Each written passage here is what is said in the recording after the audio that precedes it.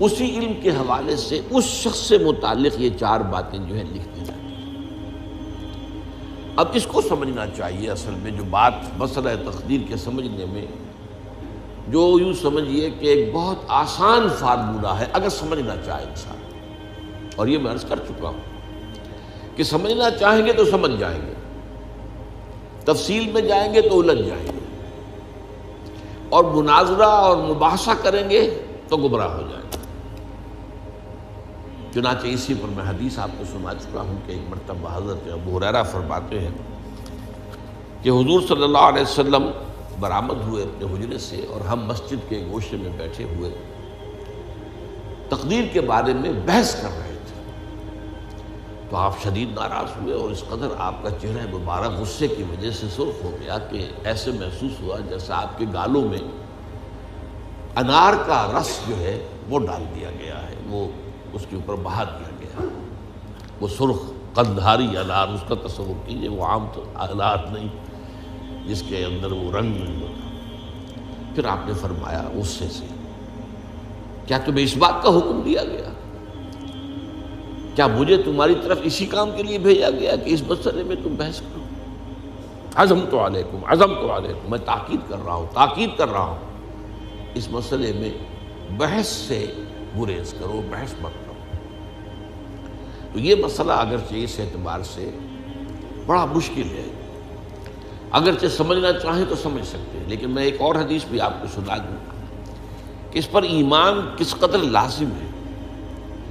یہ ایک تابعی ہے حضرت ابن الدالمی رحمۃ اللہ علیہ، وہ فرماتے ہیں، ذرا طویل حدیث ہے، میں اس کا خلاصہ بیان کر رہا ہوں، کہ میرے دل میں تقدیر کے بارے میں کچھ وسوسے پیدا ہوئے،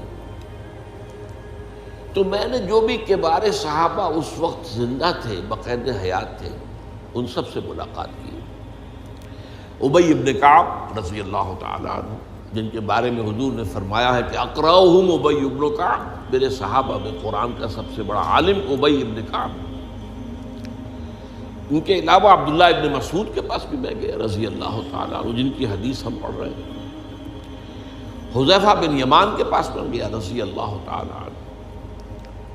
ان سب نے ایک بات یہ کہی کہ دیکھو، ایک بات تو یہ جان لو کہ اللہ تعالیٰ کی قدرت سب شے پر حاوی ہے۔ اللہ تعالیٰ اگر لو ان اللہ عذب اہل سماواتہ واہل ارضہ عذبہم وہو غیر ظالم لہم، اللہ اگر تمام آسمان والوں کو اور تمام زمین والوں کو عذاب دے تو اسے عذاب دینے کا حق حاصل ہے، وہ عذاب دے سکتا ہے بغیر اس کے کہ ہم کہیں کہ وہ ظالم ہے۔ تمام زمین والے اور تمام آسمان والوں میں تو نیکوکار بھی آ گئے۔ یہ اصل میں ایک بڑا اہم مسئلہ ہے کہ جو ہمارے اور معتزلہ کے درمیان مختلف فی ہے۔ معتزلہ ہی کے انداز میں اہل تشیع کا عقیدہ بھی ہے کہ اللہ پر عدل واجب ہے، اہل سنت کے نزدیک اللہ پر کوئی شے واجب نہیں، اللہ کا اختیار مطلق ہے، جو چاہے کرے۔ چنانچہ وہ ظالم کو معاف کر سکتا ہے جب چاہے، اور وہ کسی اچھے آدمی کو عذاب دے سکتا ہے جب چاہے۔ یغفر لمن یشاء ویعذب من یشاء واللہ علی کل شیء قدیر۔ یہ سورہ بقرہ کی آخری آیت میں ہے کہ آیات میں سے ہے، لاسٹ بٹ 3 آیت میں۔ تو اس اعتبار سے اللہ کا ایک تو اختیار مطلق ہے۔ پھر میں زید ابن ثابت کے پاس گیا تو انہوں نے یہی بات مرفوعاً بیان کی کہ میں نے خود حضور سے سنی ہے یہ بات۔ باقی 3 صحابہ کے بارے میں تو وہ کہتے ہیں کہ انہوں نے گویا کہ اپنی رائے کا اظہار کیا، اور اگر اللہ تعالیٰ چاہے لو رحمہم، تمام آسمان والوں اور تمام زمین والوں کو بخش دے اور رحم کرے، لکانت رحمتہ خیرا لہم من اعمالہم، تو اس کی رحمت جو ہے وہ یقیناً لوگوں کے اعمال سے بہت بالا ہے، بلند و برتر ہے، تو جو چاہے کرے۔ وہ ابو جہل کو بخش دے، کون اعتراض کر سکے گا؟ اور وہ کسی سے بڑے شخص کو جو ہے وہ عذاب دے، کون اعتراض کر سکتا ہے؟ اس اعتبار سے پھر انہوں نے فرمایا وَلَوْ أَنفَقْتَ مِثْلَ أُحَدٍ ذَهَبًا اور دیکھو ابن الدینمی جان لو، اگر تم احد کے پہاڑ کے برابر سونا اللہ کی راہ میں خرچ کرو گے فی سبیل اللہ، ما قبل اللہ منک حتی یؤمن بالقدر، اللہ تعالیٰ اسے تم سے قبول نہیں کرے گا جب تک کہ تم تقدیر پر ایمان نہیں رکھو۔ اور اس کے بعد فرمایا اعلم، جان لو، انما اصابک لم یکن لیخطئک، جو چیز تم پر واقع ہوتی ہے، کوئی تکلیف آتی ہے، کوئی حادثہ پیش آتا ہے، وہ تم سے ٹلنے والا تھا ہی نہیں۔ مطلب یہ کہ تم سوچو کاش میں یوں نہ کرتا، یوں کر دیتا، اگر یہ ہو جاتا، وہ ہو جاتا تو میں بچ جاتا، نہیں، وہ تو آنے والی بات تھی، وہ اللہ کی کتاب، وہ اللہ تعالیٰ کے علم قدیم کے اندر پہلے سے لکھا ہوا تھا، تو موجود ہے، تو وہ تو آنی ہی آنی تھی۔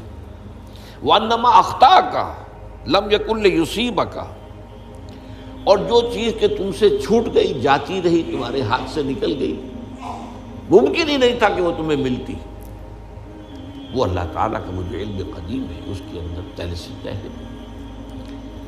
وَلَوْ مِتَّ عَلَىٰ غَيْرِ هَٰذَا لَدَخَلْتَ النَّارَ، اگر دیکھو تم غور سے سن لو، اگر اس عقیدے کے سوا کسی اور پر تمہاری موت واقع ہوئی تو جہنم میں داخل ہو جاؤ۔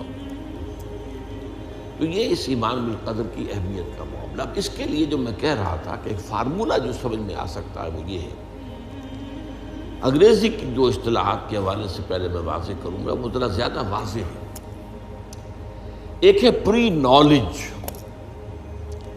کسی چیز کا علم پہلے سے ہونا، ایک ہے پری ڈیسٹینیشن، کسی شے کا پہلے سے طے پا جانا۔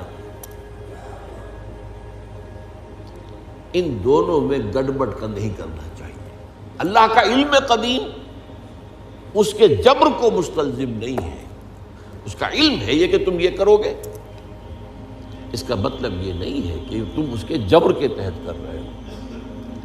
اس کی ایک سادہ سی مثال میں دیا کرتا ہوں، پھر میں کروں گا، سمجھنا چاہیں تو یہ فارمولہ بہت کافی ہو جائے۔ آپ کسی بچے کے سامنے کوئی کھلونا ڈال دیں، آپ کو تقریباً یقین ہے وہ متوجہ ہوگا، اسے اٹھائے گا۔ ہو سکتا ہے بچہ کسی اور دھن میں ہو اس وقت، ادھر اس کی توجہ کسی اور کو نہ اٹھائے۔ اگر وہ اٹھا لیتا ہے تو آپ کے مجبور کرنے سے تو اس نے نہیں اٹھایا، اس نے تو اٹھایا ہے اپنے انسٹنکٹ کے تحت کہہ لیں، اپنے ارادے کے تحت کہہ لیں، آپ مجبور تو یہ آپ نے کی۔ لیکن اللہ تعالیٰ کا جو اندازہ ہوتا ہے وہ اندازہ، قدر کے معنی اندازہ بھی ہے، میں بیان کر چکا ہوں آپ کو۔ اس کا جو علم قدیم ہے وہ غلط ثابت نہیں ہو سکتا، ظاہر بات ہے کہ پھر تو اعلیٰ کل شیء علیم وہ ہے ہی۔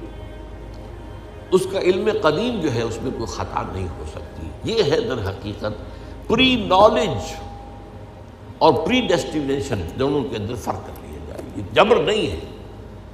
ہاں اللہ تعالیٰ کا علم ہے، اس علم کے مطابق چیز جو ہے وہ لکھتی گئی ہے، وہ تو ہو کر رہے گی، ہوتی تو ہے، لیکن اس کے کرنے میں یہ نہیں ہے کہ آپ پر کوئی جبر ہے، مجبوری ہے۔